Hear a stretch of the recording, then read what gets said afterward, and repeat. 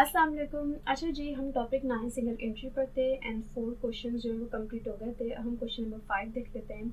Mister Amjad started business on August 1st 2017 with a cash investment of rupees 6 lakh and keeps the record under single entry basis on December 31st 2017 following balances were found। ये कुछ इनके balances दिए गए हैं जो कि ending है। Capital eight start just 6 lakh का है, ठीक है, जो कि मिस्टर अमजद ने अभी अभी स्टार्ट करा है बिजनेस, इसलिए कैपिटल एट स्टार्ट कैलकुलेट करने की नीड नहीं है। जस्ट इन्वेस्टमेंट दी गई है 6000 की। ये सब चीज़ें हमें कैपिटल एट एंड के लिए दी जाती हैं। इसके बाद एडिशन इन्फॉर्मेशन दी गई है जिसमें हमें एडिशन इन्वेस्टमेंट दी जाती है, ड्राइंग वगैरह दी जाती है, ऑपरेटिंग एक्सपेंसेस के बारे में बताया जाता है। रिक्वायर्ड देख लेते हैं direct. Required prepaid statement profit and loss for the year ended December 31st 2017। Statement के लिए हमें क्या चाहिए? हमें चाहिए capital at and, capital eight start. Capital eight start तो भाई गिवन है 6 लाख का। Just capital at and calculate कर लेते हैं। कैपिटल एट एंड कैलकुलेट करने के लिए आप इस तरीके से हेडिंग शो करेंगे, एसेट्स की हेडिंग डालेंगे। भाई कैपिटल एट एंड के लिए जो एसेट्स हैं वो यहाँ पे कैश दिया गया है 40,000, यहाँ पे आप 40,000 लिख देंगे। फिर आपके पास अकाउंट रिसीवेबल 80,000 का, हम यहाँ पे 80,000 का अकाउंट रिसीवेबल लिख देंगे। मर्चेंडाइज इन्वेंट्री 1 लाख की, मर्चेंडाइज इन्वेंट्री 1 लाख की। एंड अकाउंट पेबल तो लायबिलिटी है एंड लोन पेबल भी आपकी लायबिलिटी है। अभी तो हम सिर्फ एसेट्स ले रहे हैं। लैंड 2 लाख की, हम लैंड ले लेंगे 2 लाख की। बिल्डिंग है 4 लाख की, हम बिल्डिंग ले लेंगे 4 लाख की। इक्विपमेंट भी है 6 लाख का, हम इक्विपमेंट ले लेंगे 6 लाख का। इसके बाद अगर देखा जाए तो भाई अब एसेट्स नहीं है, अब क्या करते हैं, टोटल कर लेते हैं। इन तमाम एसेट को हम टोटल करेंगे। टोटल एसेट्स हमारे पास क्या आ जाएंगे 8,80,000 के, लेस लायबिलिटीज। लायबिलिटीज में अभी हमें नजर आई था अकाउंट पेबल 30,000 का, लोन पेबल 50,000 का। अकाउंट पेबल 30,000, लोन पेबल 50,000, इन दोनों को प्लस किया, टोटल लायबिलिटीज आ गई 80,000 की। 8,80,000 के टोटल एसेट्स थे, टोटल लायबिलिटीज थी हमारी 80,000 की, जो कि हमने माइनस करा इन दोनों को, तो कैपिटल एट एंड हमारे पास 8 लाख का है। अब हम स्टेटमेंट पर आ जाते हैं, statement of profit and loss की। Statement of profit and loss के लिए हमें सबसे पहले कैपिटल एट एंड की नीड होती है, जो कि हम स्टार्ट में रखते हैं, जो कि 8 लाख का हमने यहाँ पे कैलकुलेट करा है। ऐड करते हैं ड्राइंग। अब यहाँ पर अगर ड्राइंग देखा जाए एडिशनल इन्फॉर्मेशन में दी गई होती है, सो यहाँ पे ये देखा जाए कि mister Amjad additionally introduce 3,000 during the period, ठीक है। ये तो एडिशनल इन्वेस्टमेंट हो गई, ठीक है। मतलब पीरियड मतलब ये होता है कि साल के दौरान, मतलब ये बोल रहे हैं ना कि पीरियड के दौरान जो है इन्होंने जो है वो 30,000 भी जो है वो इन्वेस्ट वगैरह कर रहे हैं, तो मतलब साल के दौरान इन्होंने 30,000 रुपये बिजनेस में डाले हैं, तो इसका मतलब क्या हुआ कि ये एडिशनल इन्वेस्टमेंट है जो साल के दौरान की जाए। विड्रॉ हुआ है 10,000 मंथली। अब इन्होंने पूरे साल का नहीं बताया, ठीक है, क्योंकि अगर देखा जाए तो ये बिजनेस अगस्त से स्टार्ट हो रहा है और दिसंबर पे ख़त्म हो रहा है, ठीक है। अब ये हर महीने 10,000 रुपये पर्सनल यूज़ के लिए विड्रॉ करते थे बिजनेस से, ठीक है। तो हमें जो है वो अगस्त, सितंबर, अक्टूबर, नवंबर, दिसंबर, मतलब अगस्त से जब इन्होंने एक बिजनेस स्टार्ट किया जो कि दिसंबर में एंड हो रहा है, तो ये 5 महीने जो है इस साल इन्होंने काम किया। मतलब 2017 में इन्होंने 5 महीने काम किया अगस्त से दिसंबर तक। तो ये अगस्त से जो लेना ड्राइंग मतलब पर्सनल यूज़ के लिए जो विड्रॉ करने स्टार्ट हुए हैं पैसे, इन्होंने दिसंबर पे स्टार्ट कर मतलब एंड करे होंगे, ठीक है।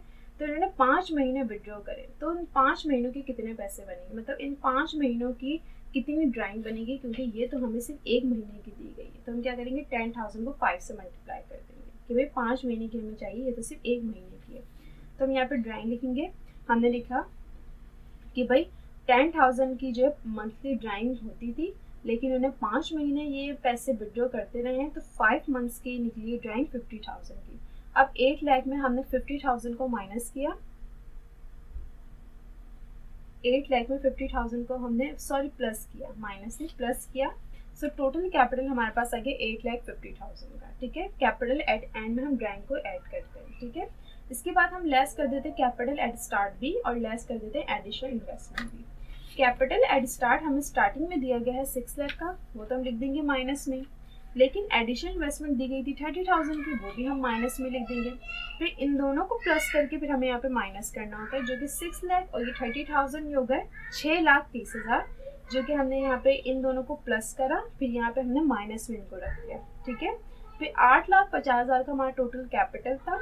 कैपिटल एट स्टार्ट और एडिशनल इन्वेस्टमेंट जो थी वो 6,30,000 की थी, जो कि हमने माइनस करा, तो अनएडजस्टेड नेट प्रॉफिट आया 2,20,000 का। अब हम लेस करेंगे ऑपरेटिंग एक्सपेंसेस। ऑपरेटिंग एक्सपेंसेस देखा जाए तो यहाँ से स्टार्ट हो रहे हैं, जो कि अलाउंस और बेड डेट दिया हुआ है एस्टिमेटेड 5%, ठीक है। तो यहाँ पर अगर देखा जाए तो अकाउंटेबल दिया गया है। अच्छा, ये सब जो परसेंटेज हम लेते हैं ना, ये जो हमें एंडिंग एसेट्स दिए गए हैं उसमें से हम लेंगे। जैसे कि अलाउंस और बेड डेट जो होता है वो अकाउंटेबल का होता है, तो यहाँ पे 5% आप लोग जो है वो मतलब घबरा जाएंगे कि यार ये 5% जो है मतलब किस अमाउंट का हम 5% है, तो भैया अकाउंटेबल का लेना है। अकाउंटेबल जो है वो 80,000 है, आप इसका 5% ले लेंगे,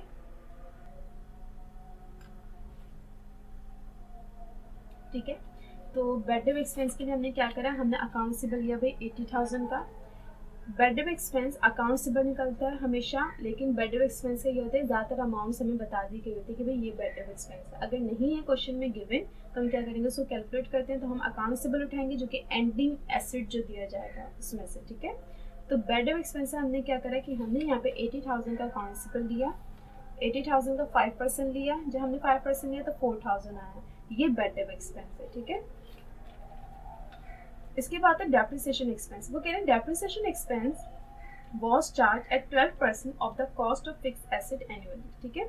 मतलब पर एनम जो मतलब आप लोगों को मैंने पहले ही बताया था कि जो परसेंटेज होती है ना ये पर एनम होती है, ठीक है। तो 12% का आपने डेप्रिसिएशन लेना है, लेकिन फिक्स एसेट किसी एक का नहीं बताया। अब यहाँ पे फिक्स एसेट क्या थे, लैंड भी था, बिल्डिंग भी था, ऑफिस इक्विपमेंट भी था। लैंड का कभी डेप्रिसिएशन नहीं निकलता क्योंकि लैंड कभी डेप्रिशिएट नहीं होती है, ठीक है। हमेशा लैंड को स्किप कर दिया करें, कभी भी डेप्रिसिएशन का जिक्र आए तो कभी भी लैंड का डेप्रिसिएशन नहीं लीजिएगा क्योंकि लैंड डेप्रिशिएट नहीं होती है, ठीक है। हमेशा बिल्डिंग इक्विपमेंट हो गया, इस तरीके की जो फिक्स एसेट होते हैं इनका डेप्रिसिएशन होता है, ठीक है। और मैंने आप लोग को बताया था अगर एक से ज़्यादा एसेट हों और उनका डेप्रिसिएशन एक्सपेंस ले रहा हूँ तो उनका नेम वगैरह मेंशन कर दिएगा।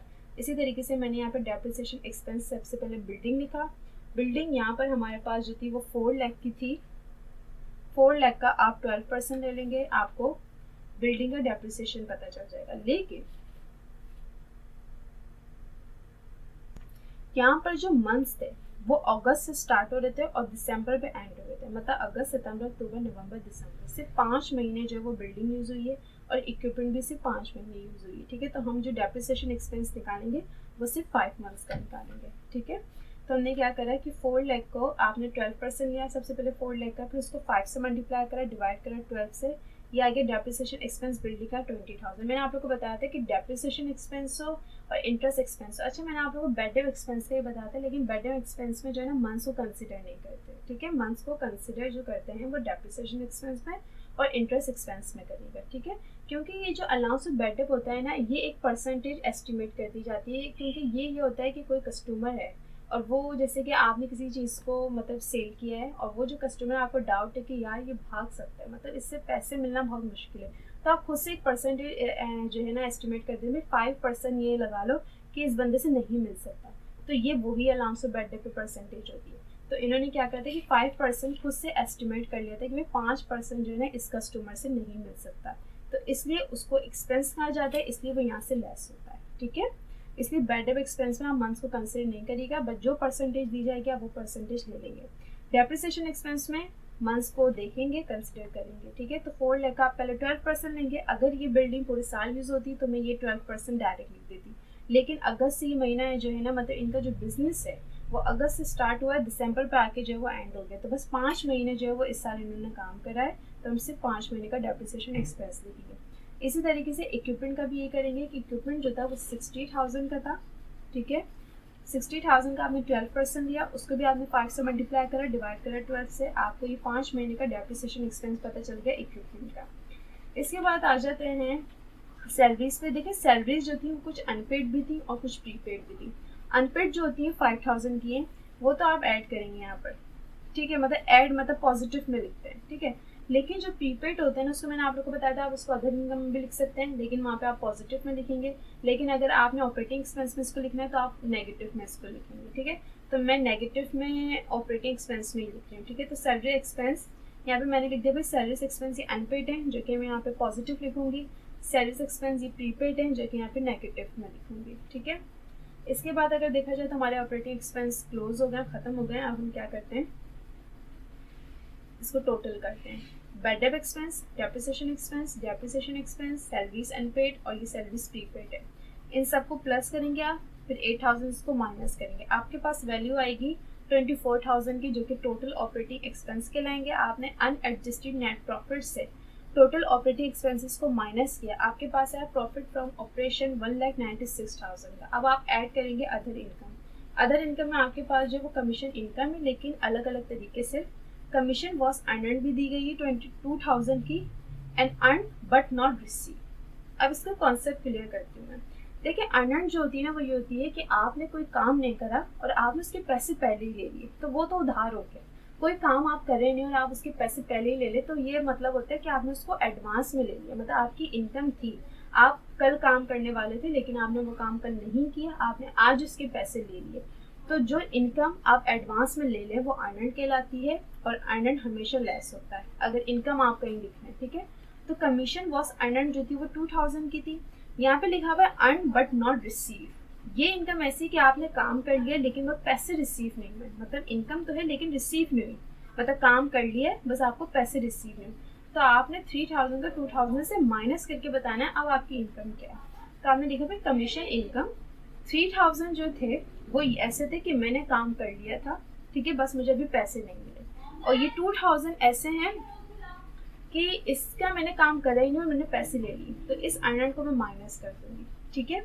मतलब जो अर्न बट नॉट रिसीव या अक्रूड कमीशन इनकम, ये दोनों एक ही नाम है, तो वो अमाउंट जो वो प्लस होगी। यहाँ पे हम प्लस में पॉजिटिव में लिखेंगे। ये देखिए, अक्रूड कमीशन इनकम आए या ये आए कि अर्न बट नॉट रिसीव, तो ये दोनों तो आप पॉजिटिव में लिखेंगे। लेकिन कमीशन अर्नड आ जाए ना आपके पास, या ये लिखो कि इनकम है जो कि रिसीव कर ली एडवांस में, तो वो भी आपके पास अर्नड होगा, वो आप नेगेटिव में लिखेंगे। तो यहाँ पर आपके पास जो था वो अर्नड भी था और आपके पास इनकम भी थी, तो आपने इन दोनों को माइनस करके बताया कि मेरे पास जो एक्चुअल इनकम है ना वो है 1,000 की, क्योंकि 3,000 की तो मुझे अभी रिसीव नहीं हुई थी और 2,000 जो थे वो मैंने पहले ही रिसीव कर लिए थे, इसलिए मैंने लायबिलिटी थी। अर्नड जो है वो लायबिलिटी होता है, ठीक है। कोई काम आप करें ना उसके पैसे आप पहले ही ले लें तो वो कर्जा होता है, और कर्जा हमेशा इनकम से माइनस होगा। तो 3,000 से 2,000 हमने माइनस करे, इनकम आई हमारे पास एक्चुअल 1,000 की। अदर इनकम जो है वो ऐड होती है, तो 1,96,000 में हमने 1,000 ऐड करे। एडजस्टेड नेट प्रॉफिट आपके पास आया 1,97,000 का। ये क्वेश्चन नंबर 5 आपका कंप्लीट हो गया है, ठीक है।